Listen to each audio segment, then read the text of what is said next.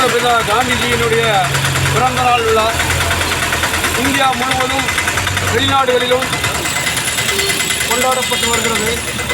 ஆனால் தூத்துக்குடியில் காந்திஜி அவர்கள் சிலை இருந்தது. அந்த காந்திஜி சிலைக்கு மாலை போடுவது என்று சொன்னால் மரண கிணறோடு விளையாடுவது போல் உள்ளது. மேலே ஏறி சிலைக்கு மாலை போடுகிற அளவுக்கு இங்கு ஏணிப்படி வசதிகள் செய்து கொடுக்கப்படவில்லை.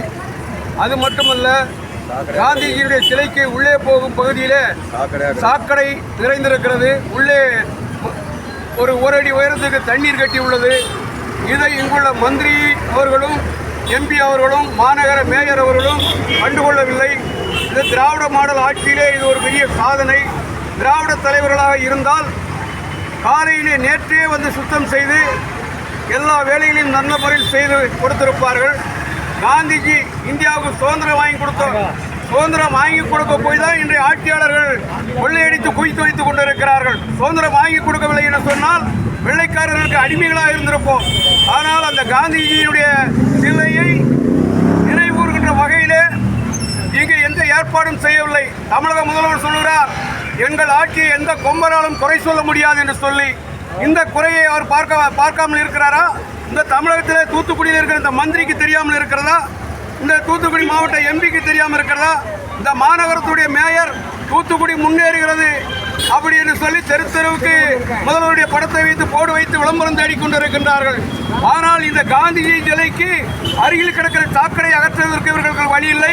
உள்ளே கிடக்கிற தண்ணியை அப்புறப்படுத்துவதற்கு வழி இல்லை.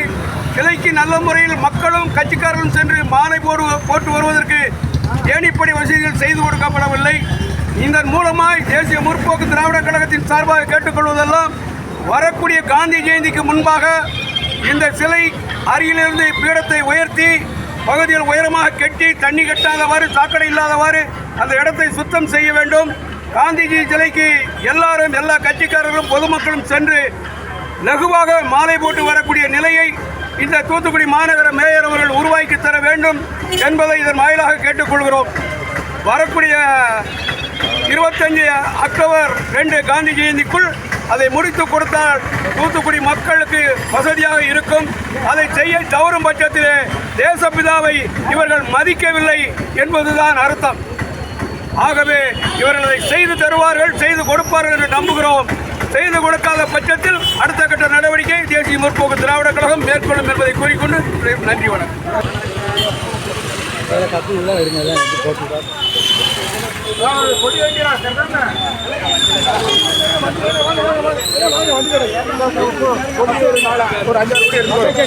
ஒரு 5-6 கோடி எடுக்கணும்.